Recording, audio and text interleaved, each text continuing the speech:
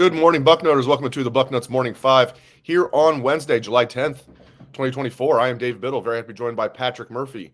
Patrick will be doing the majority of the talking on today's show because I'm having technical issues and my company can't get people out here till it's Sunday. So bear with me, but Patrick's going to do most of the talking on today's show.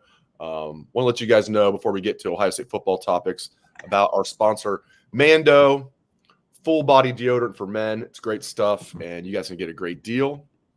Simplify travel with Mando's 4-in-1 acidified cleansing bar. It's a 5-ounce bar that does the work of a shampoo, face wash, body wash, and deodorant. You can also use it to create a rich shaving lather. So technically, it's a 5-in-1. It's clinically proven to control odor for 24 hours. Mando's 4-in-1 acidified cleansing bar is formulated with a gentle alpha hydroxy acid that stops odor at the source. Regular soap can't do that because the pH is too high. Now, do I have any idea what pH or alpha hydroxy is? No, but it just works. A doctor developed it, a real doctor. Mando's starter pack is perfect for new customers. It comes with a solid stick deodorant, cream tube deodorant, 2 free products of your choice like mini body wash and deodorant wipes, and free shipping. Luckily, I have a discount code to help you get hooked on my favorite smelling whole body deodorant on the market. New customers get $5 off a starter pack with our exclusive code. That equates to over 40% off your starter pack. Use code BUCKNUTS at shopmando.com, shopmando.com. Patrick Murphy, welcome in. All right, I don't know if people can see me, or hopefully they can at least hear me. My connection is not good at all, but as long as they can see me, you don't want to, as long as they can hear me, you don't want to see my face anyway. So, all right, let's start with Vernell Brown III. You did a story on the site. He's announcing July 21st. So that's coming up, Sunday, July 21st. So a week from Sunday. Florida State, Miami, and Ohio State, number 7 wide receiver in the country. Tom Loy has a crystal ball for Florida. Does it seem like Florida leads? And just your thoughts on Vernell Brown and where Ohio State stands.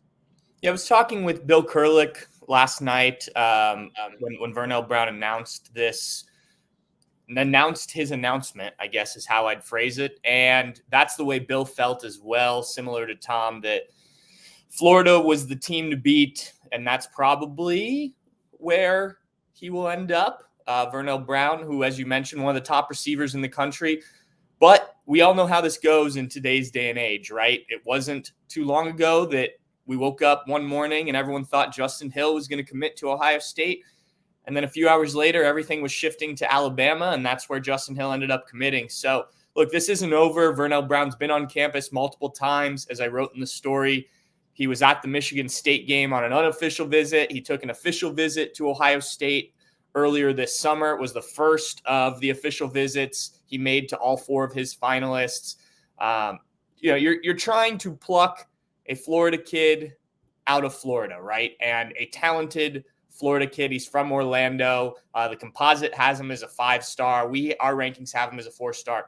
This is a talented player. And I think in certain classes, no doubt Ohio State lands a guy like this. But as I know we're going to talk about here in a minute, this is an interesting class for the Buckeyes because of the talent at wide receiver on the marker, on the team already, and then there's the ability to pay guys now and things like that. I think that comes into play with a lot of these guys, and so you've got to figure out where the money goes sometimes. But this is a guy Ohio State certainly wants. Brian Hartline has been invested in this recruitment, and the Buckeyes definitely would like to add one more receiver to a class that already has a few good ones in it. We'll give a shout out to the foundation doing a great job. Yeah. I do that unprompted. I'll do it prompted this time. But yeah, the foundation doing a great job. One of the greatest classes of all time. I don't know if you're talking about last year's class or this year's class. Either one. Both are absolutely outstanding. So yeah, we appreciate our partnership with the foundations. We'll see you guys a week from Friday. Should I not be saying that live? But we'll be seeing you guys a week. It's out there now. We'll be seeing you guys a week from Friday at your very cool event. All right, so David Sanders Jr. We're going to talk about the actual team this year as well, my friends. But I want to get Pat's thoughts on David Sanders Jr. We've been talking about it on the show. I talked about it with Dan on the show Monday. Dan talked about it yesterday on the show with his guys. August 17th for David Sanders. I have a good vibe here. What's your vibe on the plan? I think it's going to be a tight one for David Sanders. And I don't know how many people outside of maybe his immediate family, the schools, maybe if he chooses to tell them ahead of time, will know what he's going to do. The way it has been described to me by the people that follow this closely, including Bill Kurlick, is this is pretty much a 2-horse race at this point between Ohio State and Tennessee. You're trying to land one of the best offensive linemen in the country. And right now it's probably pretty close to 50-50. And that doesn't always end well for the Buckeyes with offensive linemen. Now, I don't say that because I don't think he could commit to Ohio State. I think Ohio State, like I said, is right there with Tennessee. I think this is going to come down to a how, end of his recruitment, how he's feeling in those last few days. Obviously, Ohio State will do everything they can to be in contact with David Sanders Jr. Look, this is a big time prospect. You think back to a guy like Paris Johnson Jr., a guy who could come in, play relatively early in his career, make a big impact. It's the type of guy Ohio State has not gotten. That can play off, tackle, would change the makeup, change the way people think about Justin Fry, change the way people think about Ohio State's offensive line recruiting. Plus, he would come into a class that already includes Carter Lowe, who I believe we have as the number 6 offensive lineman. Now, he is an in-state prospect, so that recruitment maybe people believe is a little bit easier. It probably is. You still have a good player in that you've been able to land, but going out and landing a guy like David Sanders Jr. would be a different level. And then you have your 2 tackles for the next 3-4 years, however long they're on campus. And this, missing out on this, there's not really another guy to turn to. I think Josh Petty is still out there and someone that Ohio State's in the mix with, the number 2 tackle in the class, but he seems to be a pretty heavy Florida State lean. So if you miss on David Sanders Jr., you don't have that next surefire offensive tackle to go get, and you're kind of back to where you are of you're hoping you're developing guys the right way. Fortunately, you do have, like I said, Carter Lowe already in the class, but this would be a huge get for Ohio State and kind of shifting the tide, so to speak, with Justin Fry and the way that the Buckeyes have recruited at these positions on the O-line. All right, switching gears from recruiting, let's talk about the 2024 Buckeyes. We get so caught up in recruiting, and it's massively important. Somebody asked, is recruiting still as important as it used to be because of the portal? It's like recruiting is still extremely important. It's just the portal is extremely important as well. Like both are very. Just ask Dabo. You can't do one or the other. You got to do both. And Ohio State's doing a great job there. All right, so depth concerns at running back. People are like, wait, what are you talking about? This is the best running back room in the country. It is at the top, right? And I do like the freshmen as well. I don't like the amount of guys in the room. Only 4 scholarship running backs. All right, now have the best 1-2 punch in the country in Travion Henderson and Quinshon Judkins. I really like James Peoples. I like Sam Williams-Dixon, but only 4 scholarship running backs, not ideal. And now there's a rumor out there, which I thought I shot down, but now maybe not. TC Caffey might have re-injured his knee. I reached out again to Ohio State to find out if there's any truth to that. Haven't heard back yet. But even with TC Caffey, I mean, you only have 4 scholarship running backs. Hopefully TC's okay. If he's not, because he was looking good in the spring and they said he was going to be in the mix. Am I looking too much? Maybe I'm still have PTSD from the Peach Bowl where they were down to like no running backs against Georgia in the semifinal. But I don't know. Do you think there's a depth concern at running back for the Buckeyes? Yes. And I think there's a depth concern even if TC Caffey is full go, just because even if they put TC Caffey on scholarship, you would like to have a Dallin Hayden in this room. Now, maybe you do. Maybe one of these young guys, one of the freshmen, emerges as that guy and can play. And look, running back is a position where guys can play young, right? It's the transition from high school to college isn't as big as it is from some positions. You got to work on the pass blocking and certainly some stuff is different, but you can make that jump. We've seen it before. Travion Henderson was the most recent example, and obviously he's very talented. But having only 4 scholarship guys on a position that is going to get beat up, and we know Travion Henderson, He hasn't made it through a full season since his freshman year. Obviously, there is a reason he is back as a fourth-year player, not something I think many people expected. So can he make it through a full season? You hope the addition of Quinshon Judkins helps that. But let's not forget, Quinshon Judkins in just 2 college seasons has 545 carries. That's a lot of carries for a college running back in 2 years. He hasn't dealt with injuries. Knock on wood, let's hope he doesn't. And this isn't a season where he gets banged up, but that's just a lot of wear and tear on both of those guys' bodies. So you hope that you can utilize those two enough that they can stay as fresh as possible. And then you mix in the freshmen where you need. If TC Caffey's healthy, you mix him in. But it is not the ideal situation for Ohio State, who would have loved to have a Dallin Hayden, whether that be Dallin Hayden himself sticking around for his junior year or another player, maybe a second-year player that was in the program that stuck around and is willing to take kind of that third running back role. I mean, they've gone 3 or 4 deep the last few years. And, even the year that J.K. Dobbins had a great season, he had a Master Teague that would come in and spell him. So certainly something to keep an eye on throughout the season, how they're dividing up those reps. But yeah, I think I wouldn't put it as like a top concern. I think quarterback, offensive line, maybe linebacker, that outside linebacker spot, I would put ahead of the running back depth, because there are guys in the room and certainly talented guys. But I do think that it is a bit of a concern. If it weren't, I don't think Ryan Day brings up that Caleb Downs could play running back like we heard a few weeks ago. As I've said before, I don't think that's something we're going to see unless it becomes really desperate. But clearly it's something that they're thinking about over there at the WAC a little bit, is the depth in that room. Yeah, we'll get to Will Howard later. Here, I want to get to Sue has a question I want to get to. Comments.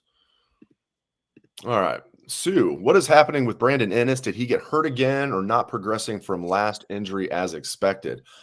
Patrick, I'm curious to get your thoughts. I expect Brandon Ennis to be in that top 4 of the wide receivers, and that means he's going to play a lot. Like, if you're in that top 4, you're basically a starter, even if you're that 4th guy. If you're 5th, you might be on the outside looking in. But, man, I love that top 4 with Emeka Egbuka, Jeremiah Smith, Carnell Tate, and Brandon Ennis. Is something going on with Ennis that I'm not aware of? Well, he was banged up at the end of spring, and I wonder if that's maybe what Sue's referring to. We saw him that day when we got to watch the Buckeyes practice at the Horseshoe. He had a boot on and was on a scooter. Everything I understood about it was a procedure that, had it been the middle of the season, he wouldn't have needed to get done. But you're in spring, get it done, get him healthy, have him ready for the season like you're talking about. So I don't have any concern from him. I haven't heard anything that he has had any sort of setback. Obviously, we haven't been over there for a lot of their workouts. I will say, when we were out there for the recruiting camps that they had, there were workouts with guys, but they do it in different groups, right? It's not the entire team out there working. I didn't see Ennis in any of those, but also I don't remember seeing any of the wide receivers other than Jeremiah Smith, who was hanging around quite a bit at the camps. So not something I'm worried about at this point. I agree with you in terms of where I think Ennis kind of plugs in. I think at times you will see them move Emeka Egbuka outside instead of in the slot, even in 3 receiver sets. And that's where I think Brandon Ennis fits right in and can take that role. I think that Emeka Egbuka wants to show that he can be both an outside and slot receiver more than he has. And he's played both positions already. But I also think Ohio State realizes, look, we've got 2 good players who can play in the slot, and we know one of them can also play on the outside, and Emeka Egbuka. Let's use that and maximize what we've got. We've heard so much about different positions needing to rotate. I think wide receiver is one of the easiest to do, as long as you have the guys ready and the talent, and I think they certainly do.